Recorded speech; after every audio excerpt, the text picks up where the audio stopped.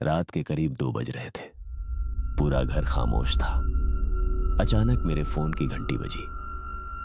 इतनी रात को फोन आना अपने आप में ही अजीब था। मैंने फोन उठाया, लेकिन दूसरी तरफ से कोई आवाज नहीं आई।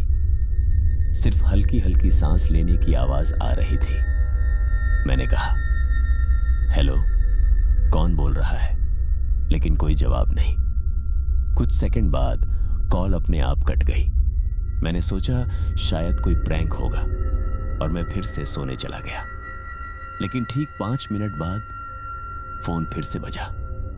इस बार मेरा दिल थोड़ा तेज धड़कने लगा। मैंने कॉल उठाई और इस बार दूसरी तरफ से एक धीमी आवाज आई, क्या तुम मुझे देख सकते हो? मेरे पूरे शरीर में सिहरन दौड़ गई। मैंने घबराकर पूछा, कौन हो तुम?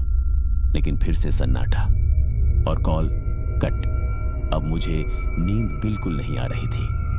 मैं उठकर पानी पीने गया।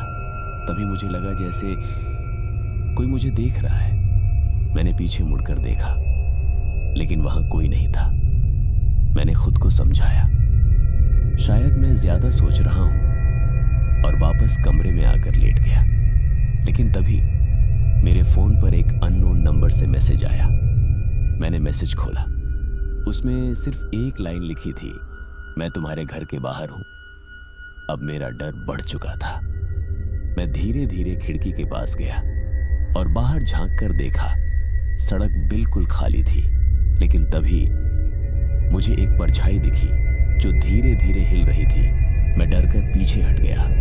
तभी फोन फिर से बजा।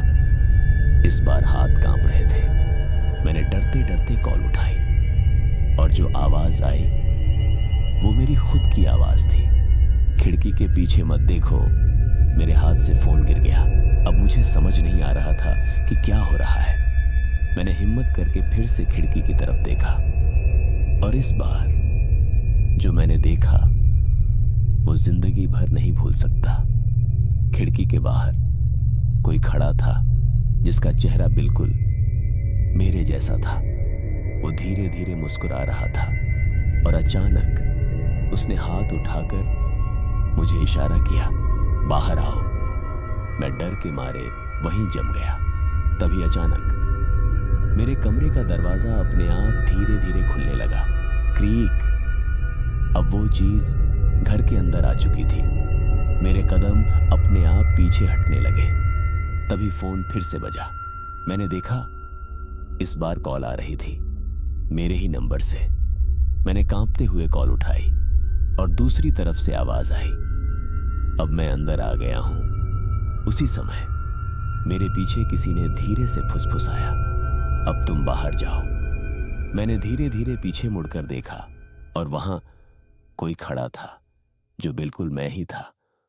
उसकी आंखें काली थीं और वो मुस्कुरा रहा था।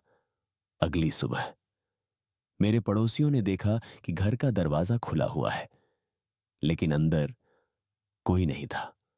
बस फर्श पर पड़ा था एक फोन जिसमें आखिरी कॉल रिकॉर्डिंग चल रही थी और उसमें एक ही आवाज बार बार आ रही थी, अब मैं यहां रहूंगा।